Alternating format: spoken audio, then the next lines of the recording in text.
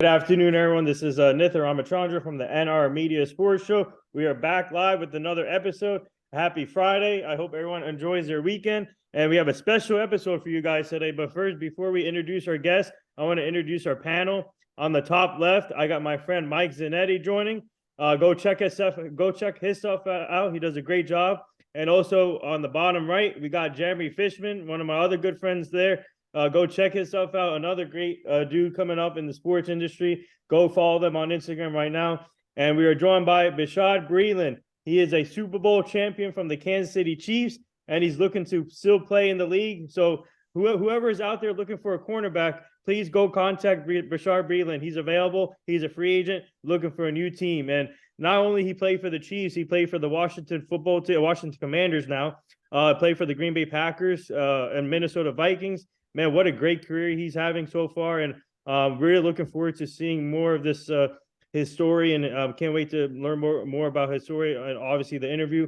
But Bashaud, thank you for joining us today, and fans, please tune in on our Speaker app. You can ask questions on that app, so everybody knows about that app, and we are live on iHeartRadio, Spotify, and all the podcast platforms. So, Bashaud, thank you for joining. How are you and your family doing? Thank you for having me, man. We're doing pretty good, man. Bless. Let's go. Hey, Mike, you want to start off first? Yeah. I mean, what's going on? So Bashaud's still looking to play? Man, I'm still looking to play. Cool. Always had. Didn't really want to stop. 8 years. You took 2022 off. No one wanted you. Nah, nobody gave me a chance. Damn. I mean, just keeping it out there, Keep working. All I can do is work on what I can control, man. Stay in shape, stay healthy. I guess that'd be the first question I'd ask is, how is it like from, just comparing things to young kids and stuff? How is it like transitioning from, I know you played at Clemson to, Washington to college to the NFL? How was it like? It was a learning curve at first, but see, me when I came in, I had a lot of veterans. I played Ryan Clark, D'Angelo Hall, Brian Mayweather. So my transition was easy because of the guys that I had in my room.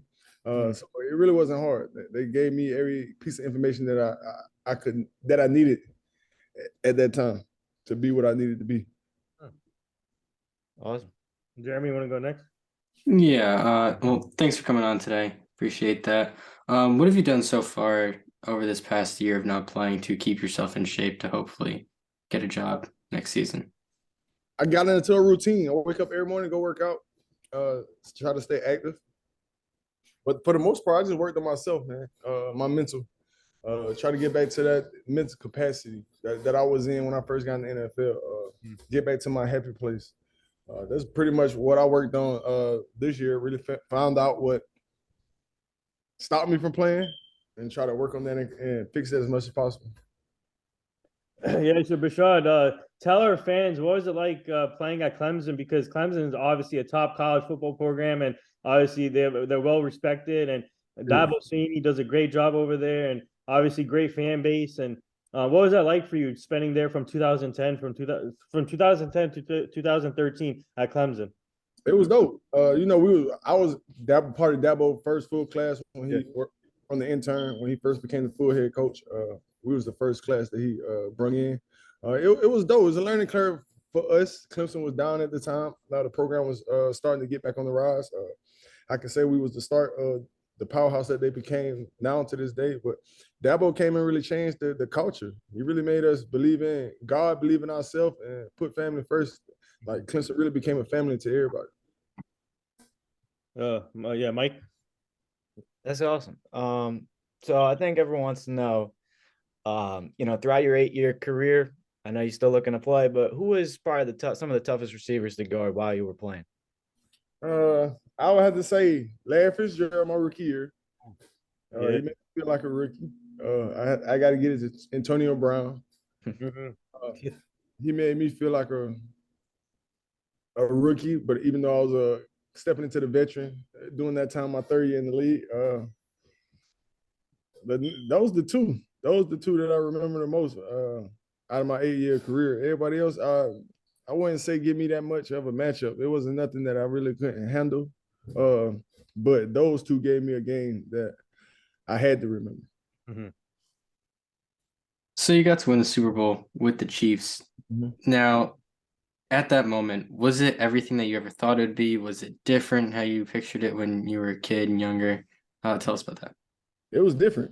It was so real to be real. To be real with you, it was just so much that was going on throughout that year that really like showed us that we really was worth going to the Super Bowl and had a great chance of winning it.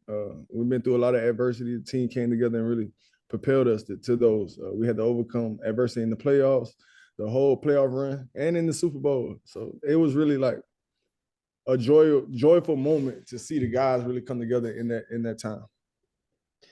Yeah, so tell our fans, in high school, I gotta take you back to your high school days because you played football, basketball, you were a quarterback, Yeah. defensive back, you did track and field all at the same time. And obviously all these former football players are transitioning to basketball. Like for example, Devin Funchess, he's trying to get into the NBA or transition to football, basketball. So what was it like for you in high school just to play multiple sports, getting your feet wet with multiple sports and playing track and field and also playing quarterback? Take us back to that. I mean, quarterback, man, that was dope. It was fun. You know what I mean? Having the ball in my hand, having the moment to control the team. It was dope. You feel me? The team that I had around me, the guys that I had around me, they made my time in high school really enjoyable and rememberable. What else can I say about high school? Like, I don't know. I pretty much played every position. It's hard to explain about like my high school. I really wasn't honed in at one position. I played a lot, quarterback, running back, receiver, whatever the team needed me to do, I did. Even punted and kicked it a little bit. But that transition from high school to Clemson, it was different. Coming from Allendale, South Carolina, that sports world is different. High school sports. My high school sports from Allendale, South Carolina, was way different than any sport organization that I've been a part of. It was different. It was rugged, but it was still had that family feel. That's when I first got that like a team be family, and whatever we go through it together and get through it. And they carry on to Clemson. It got different when it got to the league. It's more of a business thing, but you do meet guys that you build relationships with and that hold on further in life. Yeah, because I've always known you as a speed. Obviously, speed. You get the speed from track and field, and you're fast. You're fast on the football field. We had to run track in high school. That was our thing. Like coach would not. You can't play ball if you ain't running track. Like if you ain't running track, that was our extra conditioning. And I'm thankful that I did. Took it up and really made it my own. You know what I'm saying? I really took track serious and made it my own. I was a hurdler. Did 4x1, 4x4, 400 hurdles, 110 hurdles, but the hurdles was my thing. Track really propelled my game to another level. Zach. Mm-hmm. Oh, Mike. Sorry, Mike. That's good. I don't know why I said Zach. What would you say to like some up and coming high school players just trying to expand their game, get in the D1 schools, try and make it to the NFL? Things that you First and foremost, I'll tell them to get their grades, man. You really got to do the schoolwork, have something to fall back on once the ball's over with. It's not all about the ball aspect of it. It's like a hobby. You always gonna be able to play ball. You always gonna love the game. It's just the other aspects of life that comes that we look over going into football, trying to get into the NFL, trying to get in the league. I would just tell them that, hone into their craft for one, but schoolwork most importantly. You get the schoolwork and then you hone into your craft, everything else will be good as long as you're a good person and you know how to treat others. Football is just the extra. Yeah. It's the extra. So I'm a high school athlete. So I guess hearing all that kind of means a lot. But one thing I want to know was when you were in high school, when did you realize that you were going to be able to play at the next level in college? And did anyone treat you differently because of that? Were you like the big guy on campus? Oh man. I wouldn't say I was the big guy on campus. But like, in high school, man, like I had this thing. It was like I felt like everybody was better than me, no matter how it looked. That was my chip on my shoulder to always prepare. So when we go to camps and everything, it's like that was my edge to me competing against other guys. I would say, can you repeat that question again so I can really? When did you realize that you were going to be able to go to the next level, and like how did people treat you after that? Yeah. See, me, I didn't really have aspirations growing up going to the NFL. I was just playing it as a hobby with my friends. And I would say like my junior year, my high school coach, his name Wayne Farman, he really pulled me and my best friend aside and really instilled this dream in us, and we really just took it and ran with it. Wow, that's a hey, it worked out well for you, man. Super Bowl champion, man. You can call yourself a Super Bowl champion forever, man. That you know what's amazing to see, like with these athletes, is where sometimes they say that this is not their dream, but it end up being their dream, going to the league or whatever, and end up winning a championship, which is an amazing story. It was a life-changing moment for me. I had life-changing events that really made me pursue my career earlier than expected. I had a kid in college, but that's when I really started taking it serious for real, for real. My daughter really opened my eyes. Then it was like, I got to do something. I got to provide. Well, yeah, speaking of cornerbacks, who would you say that you looked up to the defensive back wise? And we had Pac-Man Jones on our show 2 months ago, and he's awesome. But would you say you looked up to him, or what are Pac-Man dope, man. Like Pac-Man was a great corner, you know what I'm saying? Like his skill set was unmatched, you know what I'm saying? Every corner looked up to Pac-Man at some point.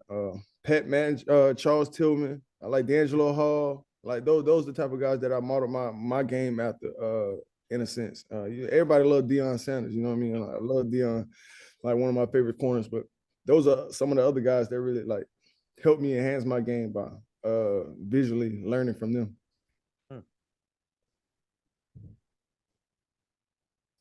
Mike?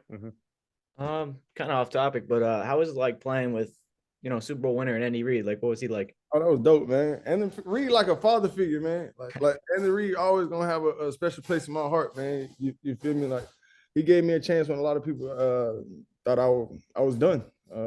He came back and gave me a chance, and he really instills things in me. Like I exit means I had a conversation with Andy Reid, and it really set home with me. And he really got me through this year, to be honest. Understanding, going back to that conversation, and helped me understand what state I was in and where I need to get back to. Is there anything that you did before a game, any superstitions, any pregame routines that got you ready for a game? Nah, my thing is I got to take a lap around the field for warm-ups. I got to take one lap around the field before warm-ups, listen to my music and really vibe out. But other than that, I really wouldn't say like a ritual. It's like I just got to wake up the next day and get ready for the game. Like if I don't do that, then I'm all out of whack. Speaking of vibe, are you on that Just Wanna Rock vibe from Lil Uzi Vert? Watch that, man. Isaiah Pacheco. Everybody doing that dance right now. Oh man. I did that 2 weeks ago or last week. I don't have no rhythm. I can't do that. I can't dance. I did that dance last week. Oh. I'll send it to you on Twitter. I swear to God, I would love to be a fly on the wall. You doing that? Oh God. Yeah, so I want to ask you about your Washington days, because I feel like you had a lot of great talent there for the 3 years you spent there. You played with RG3. You guys had a great offense, in my opinion, and also on defense, you got to play with Ryan Clark. What was that like for you, learning from Ryan Clark? Obviously, another great defensive back, and now he's doing great things on ESPN. Yeah, he's dope, man. Ryan Clark is a special person. He was a leader of the defense, leader to the young guys. You know what I mean? Like you can get any information that you want from Ryan. He was willing to help and help the young guys develop. And that's what I admired about him the most. Mike? So when you first entered the league in Washington, what was the experience on draft night when you drafted in the 4th round? Oh, man, my draft was nerve-wracking, man. It was so nerve-wracking. See, man, I thought I was going day 2 for sure. You know what I mean? Didn't go day 2, day 1. Day 3 came. I got a couple calls, but it wasn't to get drafted. It was more so to clear up some rumors that was circulating around me during that time. And once I got that done, Washington came on day 4. Like day 3 passed, I just went and worked out that whole night. Like, I was just mad, like dang, like it wasn't gonna happen for me. Like I gave up a whole year of football like knowing that I can go play football in college to try to pursue NFL career for my kids. I thought it was slipping away until I got that call from Washington and lift me back up. I was just ready to go, man. The Washington Redskins was my mom's favorite team. Oh, wow. So it worked out. That's awesome. Cool. It's really cool. Now you've played with a lot of teammates, a lot of guys. Do you have one in particular who you thought was the funniest, can make light out of any situation? I would say Chris Boyd. Like that's Chris Boyd to me, man. He just he's a different character, man. You know what I mean? He's funny, hilarious, good kid, good guy, good friend, good teammate. And he just bring the laughter, man. He lift the room. So I got to ask you, 2018, you spent time at the Green Bay Packers. You played with Aaron Rodgers. Obviously, he's going through a lot right now, trying to see what he wants for his future. Obviously, everybody knows the story here with the Jets. But what was it like playing for Green Bay in front of those fans, Lambeau Field? Yeah. Man, Lambeau Field, like it was dope, man. It was an electrifying feeling playing in the snow, the cold city. I mean, it's not much to do in the city, but you really got a chance to hone in on football. And during that time, me losing my deal to Carolina, that's what I needed. I needed the space to really focus on football with nothing around me. And Green Bay gave me just that. Aaron Rodgers, man, he's a dope guy. You know what I'm saying? Great quarterback to play with. I love what he brings to the game, what he do, how he is. During that year, it was a down year for Green Bay, but it still was a glorious moment for me with the young guys, Jair Alexander, Kevin King. I met some guys that really were great people. There's some dogs too. They could play, and also you did you do the Lambeau leap? Yeah, I did. Caught against the Falcons and got a Lambeau leap. I got one in there. Yeah, it was dope. So yeah, what are some connections you've had, with obviously the sport of football, like some like people you kind of close to now, like that you've migrated to, throughout your entire career?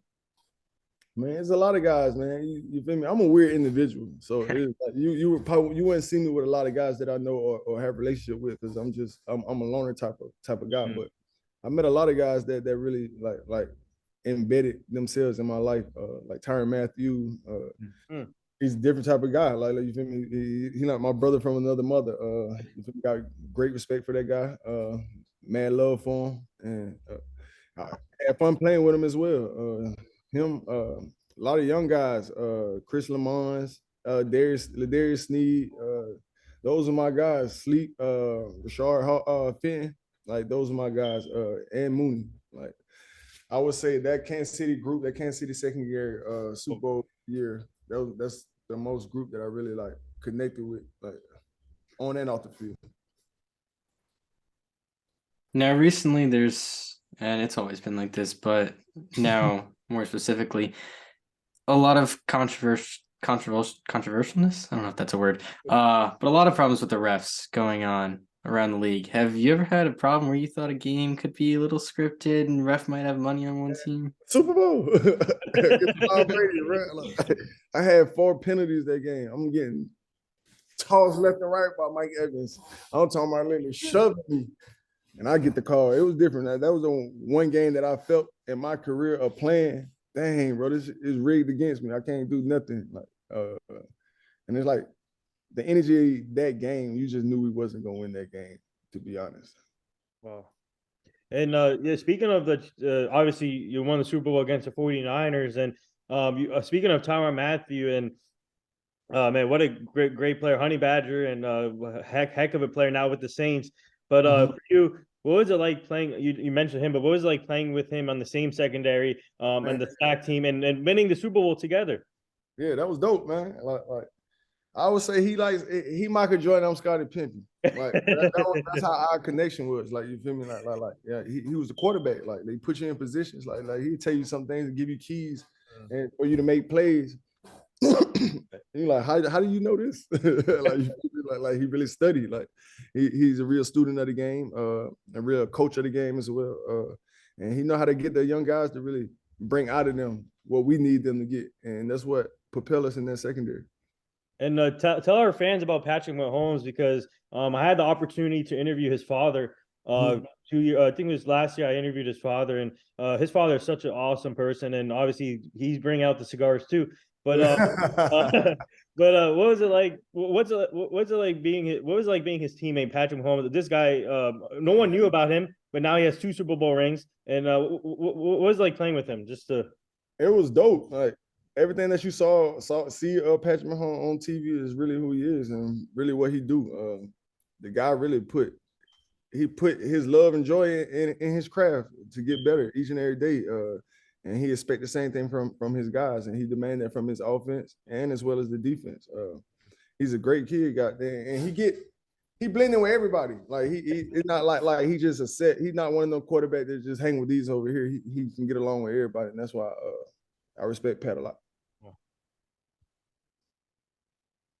That's awesome. Patty Mahomes, best quarterback in the league. Well,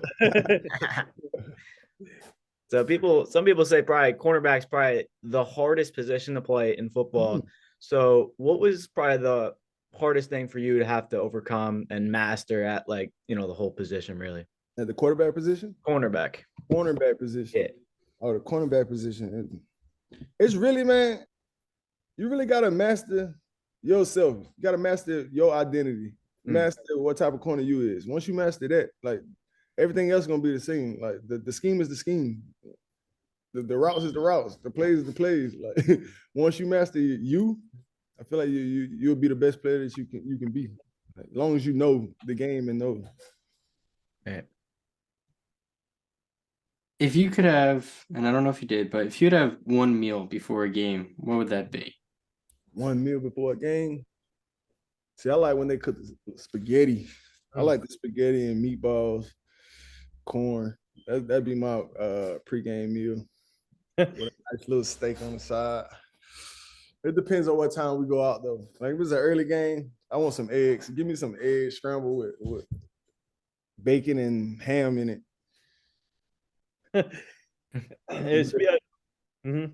But if it's a late game, yeah, I want spaghetti. See, now I'm hungry. Spaghetti and steak with a little corn on the cob. Nice. Love that. So speaking of, obviously you're trying to still play in the league, and what have you been obviously, actually, has any teams contacted you guys yet, or if not, and if the Chiefs are calling, would you come back to the Chiefs? Yes. There's no question. I mean, I'll come back to anybody who call right now. I've been out a whole year. Didn't get no traction last year. So I really just had to sit. It really wasn't an opportunity for me to fight for a job or fight for a spot. Okay. Right now, the most I can do is get on these podcasts and really let the people know that I still want to play, and let the chips fall from there. I had aspirations to continue my year. Never wanted to stop, but things happened. Things didn't work out in my favor, and I had to learn and grow from it.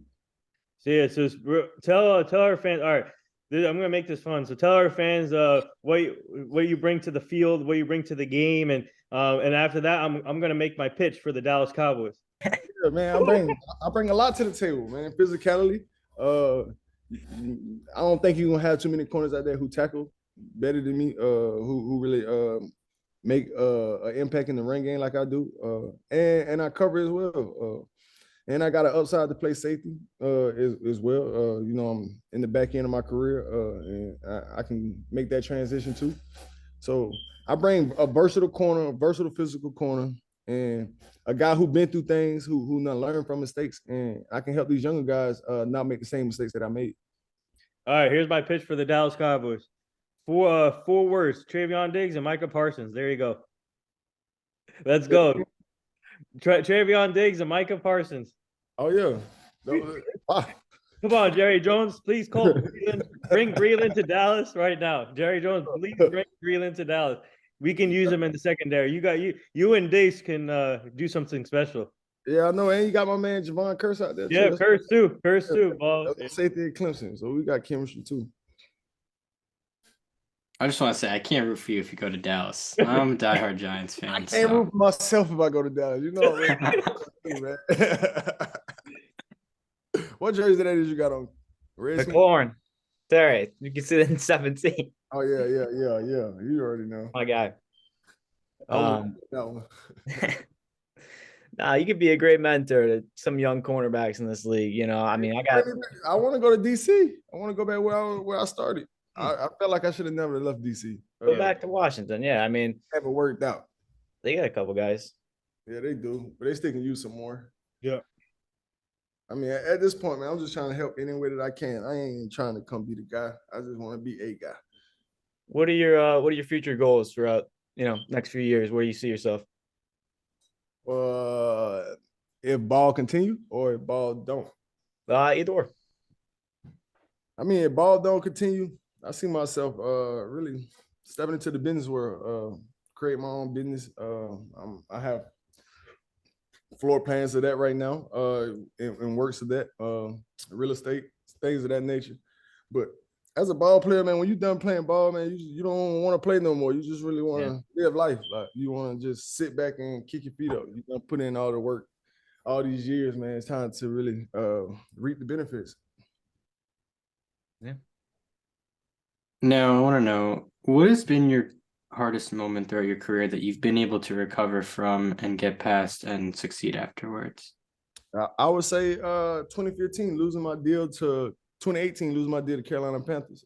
Going through that whole thing, foot almost getting amputated, so career would have been over.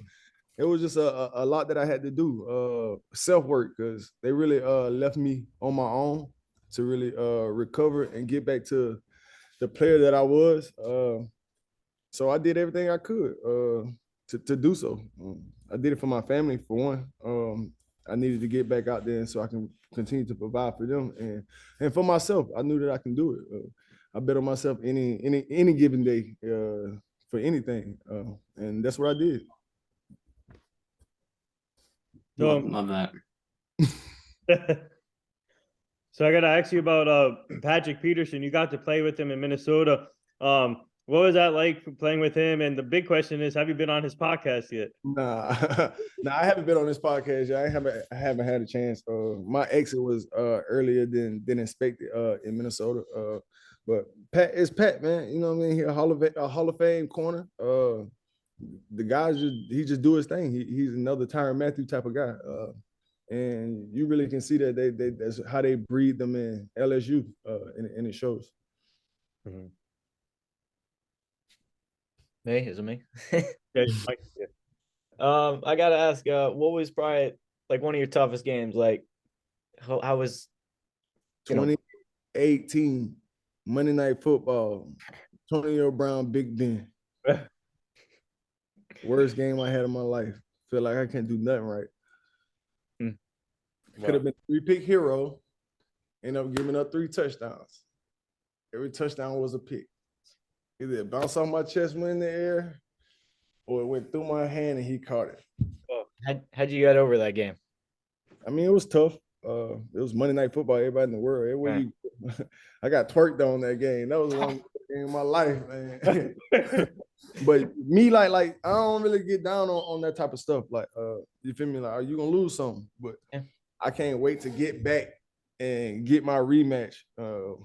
We got it in the playoffs against Tom Brady and them, but it wasn't the same like it was against Big Ben and AB, when AB was the number one guy. He get all the targets. It wasn't like that. So I can't really say that was a get back game.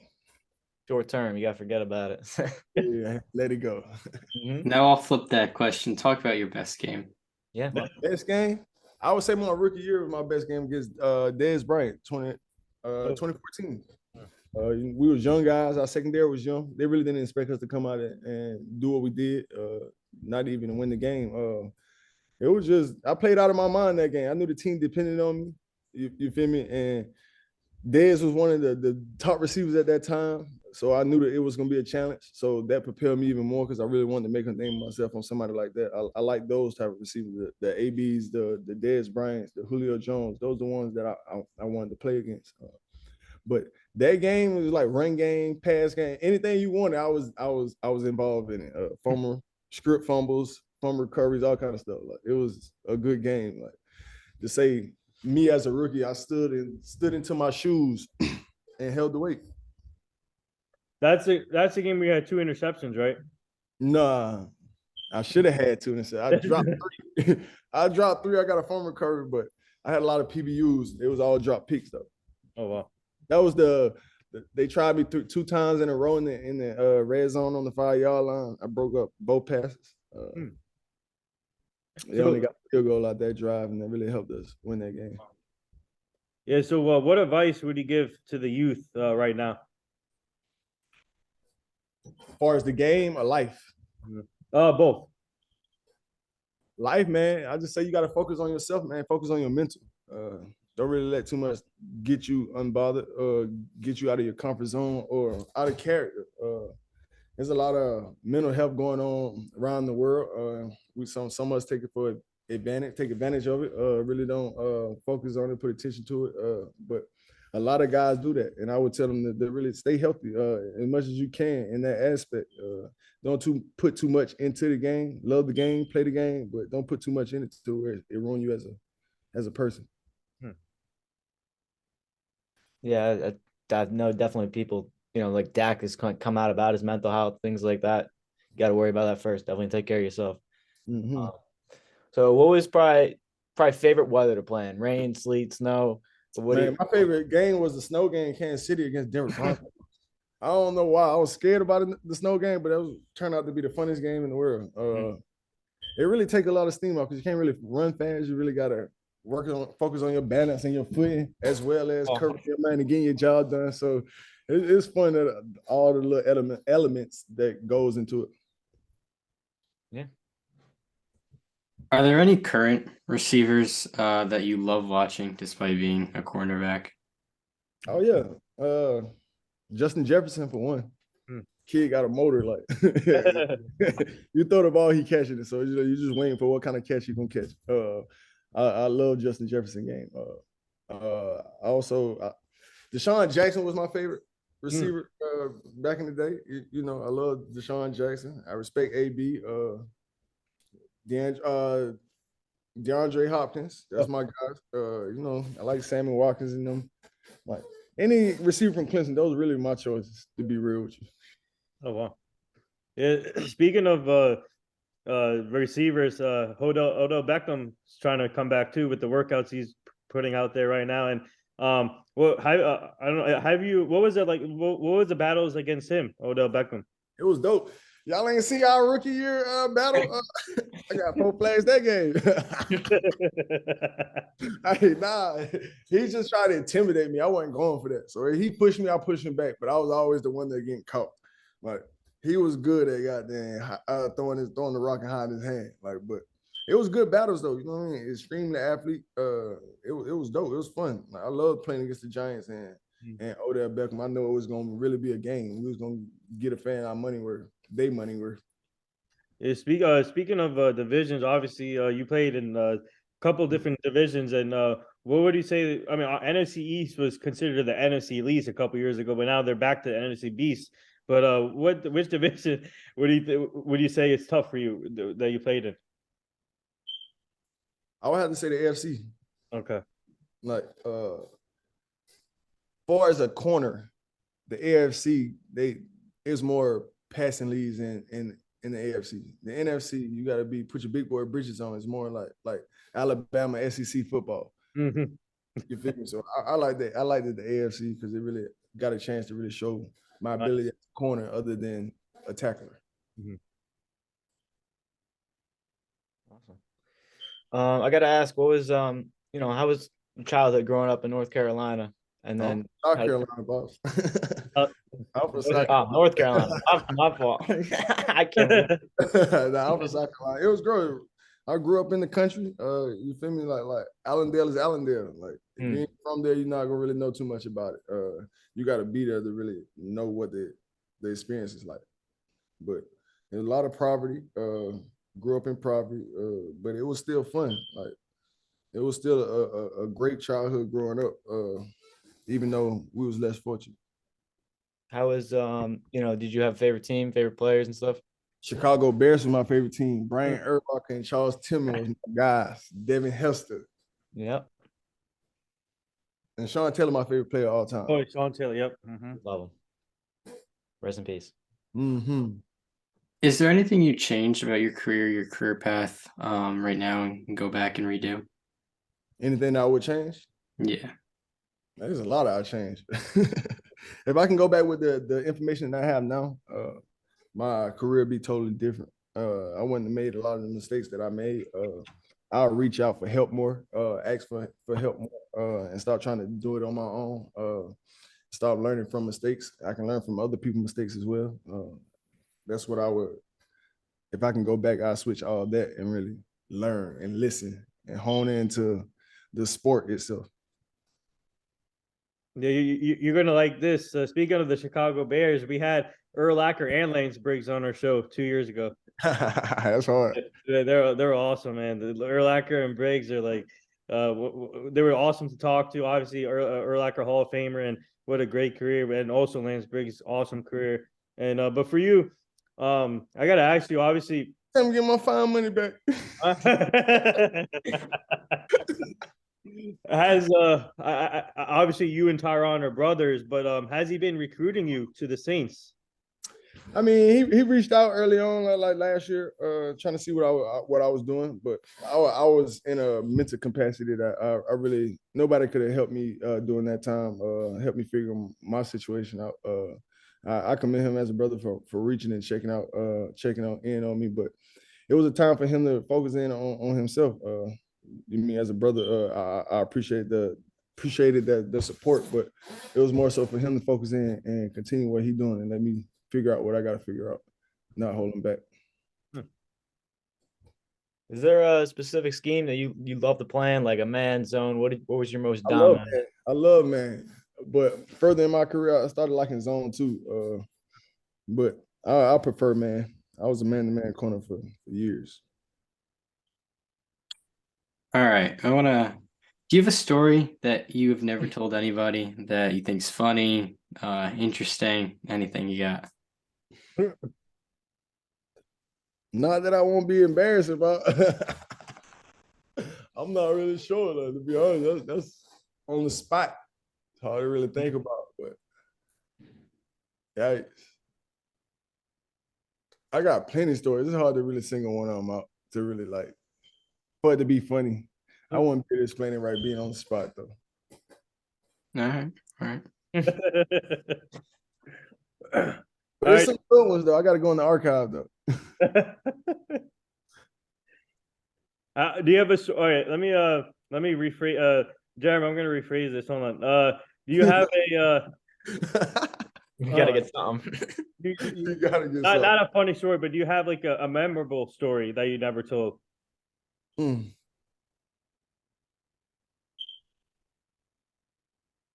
Football story, memorable football story. Oh man.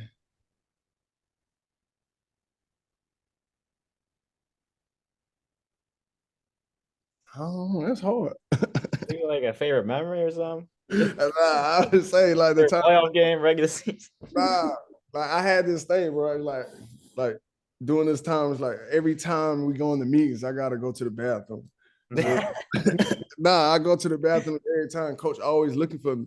So he's like, when he came to look for me this specific date, it was like I was nowhere to be found. And the teammates, I went to the bathroom earlier than expected. So he was just looking around, had everybody searching for me and this and third. It was just how he was searching for me was the funniest part of it. And then he found me in the bathroom.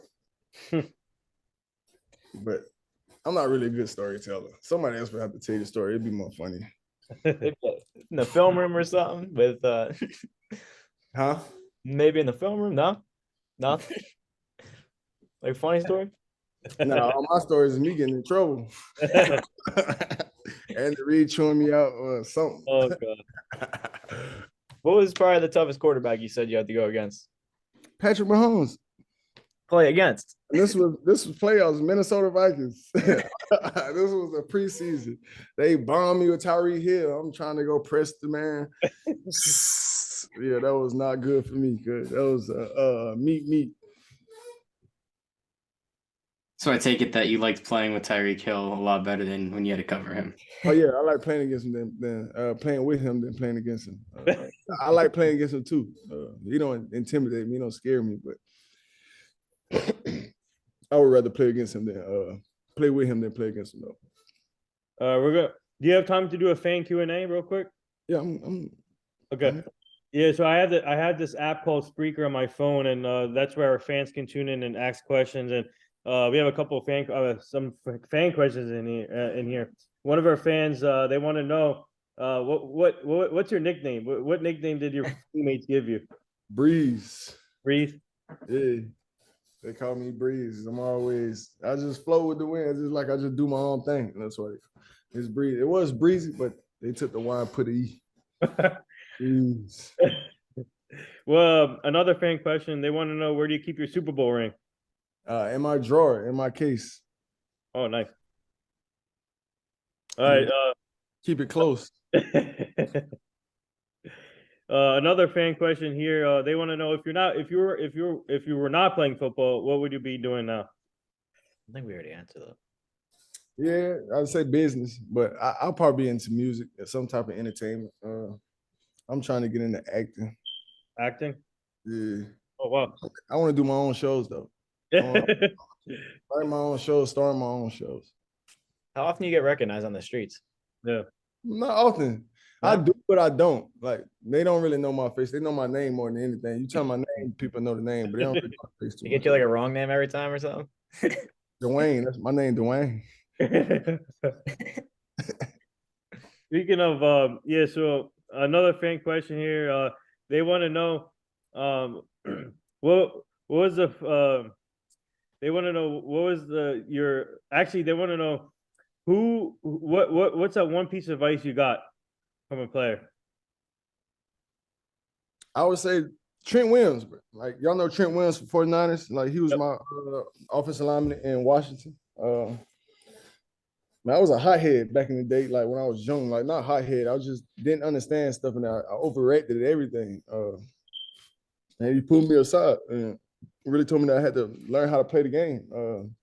Like, everything ain't meant to outlash on or cause a scene or cause commotion. You can talk things too. You can go to the person and really talk the problem through.